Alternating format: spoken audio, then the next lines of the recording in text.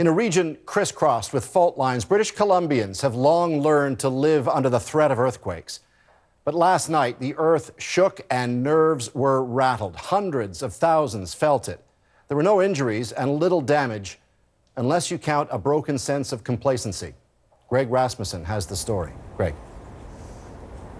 Paul, this building behind me is in the middle of a major seismic upgrade. It's one on a long list of buildings expected to crumble in the event of a major earthquake. Last night, a reminder about why fixing them is so important. This Vancouver couple happened to be recording themselves when the quake hit, triggering strong verbal aftershocks. Those are earthquake, I'm pretty sure. Are you serious? Elsewhere, security cameras grabbed the scenes of shaking. Babies jolted out of sleep. Some were scared.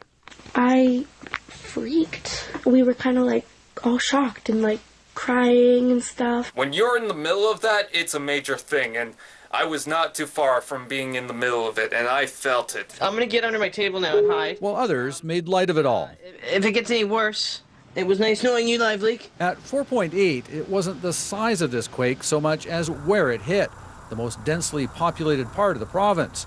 Seismologists placed the epicenter near Victoria. Felt over a very, very wide area. It's the strongest shaking in this region for the past 15 years. Intense shaking lasts for over 30 seconds. For years, governments have been warning people to brace for the big one, prepare an earthquake kit, and have the gear to survive for at least 3 days. I think it's safe to come out. Please come out. Despite a lot of nagging, few are actually ready. A kit's not going to help me. What's the kit going to do if my apartment collapses? I've been wanting to get one for a long time. I just haven't gotten around to it. We are somewhat prepared. We have an emergency kit at home. But I don't know when the real thing comes, how ready we'll really be.